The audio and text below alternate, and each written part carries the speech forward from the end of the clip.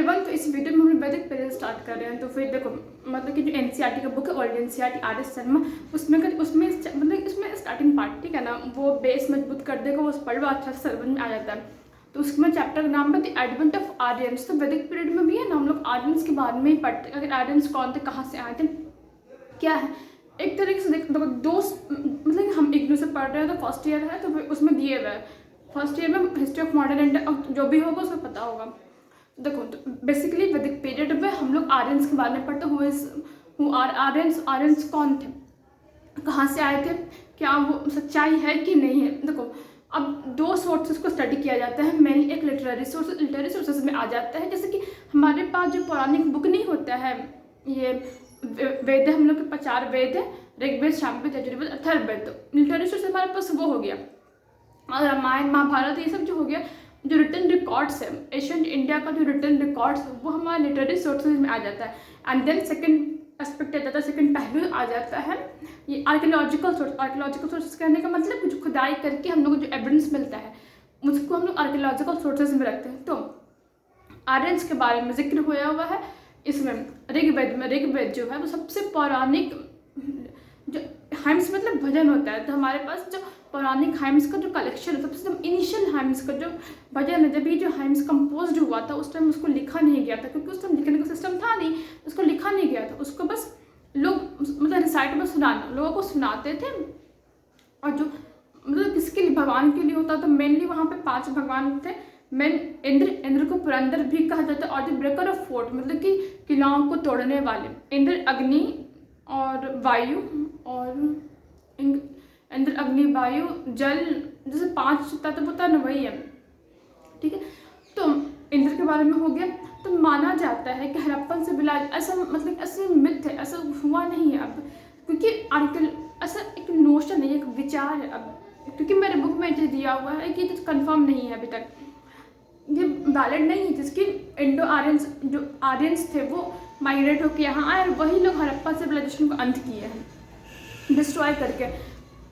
ऐसा हमको भी नहीं पता है कि नहीं है, क्योंकि ऐसा कुछ है ही नहीं, एविडेंस, आर्कियोलॉजिकल एविडेंस ऐसा मिला ही नहीं है। लेकिन आर्यंस आए हैं इसका है, क्योंकि ऋग्वेद में आर्यंस का जिक्र, अगर हम लिटरेरी सोर्सेज के अकॉर्डिंग चले, अगर हम लिटरेरी सोर्सेज को अगर हम लोग सही मानते हैं, तो लिटरेरी सोर्सेज में ये चीज़ कहा गया है कि हाँ आर्यंस आए, मतलब ऋग्वेद में आर्यंस का जिक्र 275 बार है, 275 टाइम्स आर्यंस का जिक्र। जब लिटरेरी सोर्सेज में ही आर्यंस का, इसका मतलब आर्यंस माइग्रेट हुए हैं इंडिया में।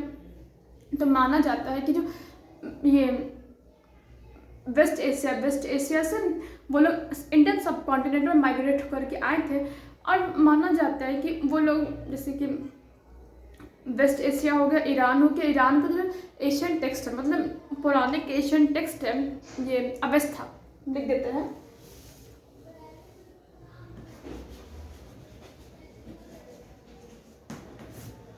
तो वेस्ट एशिया, सॉरी, ईरान का जो सबसे ओल्डेस्ट एशियन टेक्स्ट है अवेस्था में जो लैंग्वेज यूज़ किया है, हमारे पास ऋग्वेद में जो लैंग्वेज है कुछ सिमिलैरिटी, लिंग्विस्टिक मतलब लैंग्वेज से रिलेटेड होता है, तो फिर उनमें कुछ सिमिलैरिटीज, इस सिमिलैरिटी से समझा जाता है कि जो कुछ वहाँ से आ गए होंगे इंडियन सॉफ्टवेयर, मतलब दोनों का जो ऑरिजिन है वो सेम, मतलब वहाँ के जो एशियन पीपल होंगे उनका आर्यंस का जो ऑरिजिन होगा वो सेम होगा, ये माना जाता है। तो आगे सबसे पहले आर्यंस कहाँ पे आए थे, तो वो लोग जो रूट लिए, मतलब कि वेस्ट एशिया से थ्रू इंडिया में आने का जो रूट लिए, सबसे पहले अफगानिस्तान में देखे गए हैं। कुछ टाइम हमको नहीं पता कि अफगानिस्तान में आए होंगे, फिर ये अफगानिस्तान, पंजाब का कुछ एरिया कवर किए हैं, पंजाब का होल एरिया, एंड देन फिर हरियाणा का नेबरिंग रीजन, एंड सप्त सिंधु रीजन, मतलब कि 7 नदियों का जो समूह है ना, 7 ऋग्वेद में यही एरिया कवर किया गया है कि वो लोग ये कवर किए हैं। जम्मू कश्मीर है, सप्त सिंधु रीजन है, हम लोग इस चीज़ को कवर किए हैं, ठीक है। एंड देन फिर अब कहा जाता है, आखिर अब तो आर्यंस लोग इंडिया आ चुके, वहाँ का सिस्टम क्या था, सिस्टम में ये कहता है कि जो आर्यंस है वो एग्रोपेस्टरल थे, मतलब वो लोग जो है, मेरे कहने का मतलब है कि वो लोग जो है एग्रीकल्चर नहीं करते थे, वो लोग एक जगह पर स्थिर नहीं रहते थे, वो लोग एक जगह आए दूसरी जगह शिफ्ट किए, इस तरह से, तभी तो पहले वहाँ थे, फिर वहाँ से इंडिया आए हैं। तो फिर वो लोग मतलब कि इनको क्या बोलते हैं, हाँ, जानवर लोग को रखते थे, उन लोग का पालन पोषण करते थे, कैटल्स रियरिंग उनका मेन ऑक्यूपेशन था।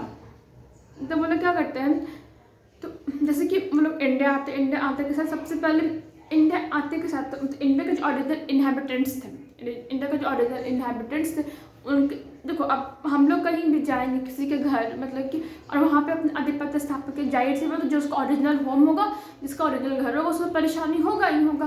तो वो लोग बाहर से यहाँ आते हैं, तो यहाँ दस्यूस जो थे वो ट्राइबल पीपल्स थे, तो उनसे लड़ाई वड़ाई होता है, तो दसस के टुवार्ड्स वो सॉफ्ट होते हैं, मतलब कि उनको अच्छा लगता है वो, और दस्यूस पे वो लोग विजय हासिल कर लेते हैं, क्योंकि वो एग्रो पेस्टोरल थे। फिर वो लोग, देखो अब हम यहीं पे छोड़ देते हैं, मतलब कि ये मेरा क्या बोलते हैं, ये हम प्रैक्टिस कर रहे हैं, मतलब कि हम समझा पा रहे हैं कि नहीं पा रहे हैं। अगर समझ में आए तो बोलना, हाँ समझ में आए, सब्सक्राइब कर देना।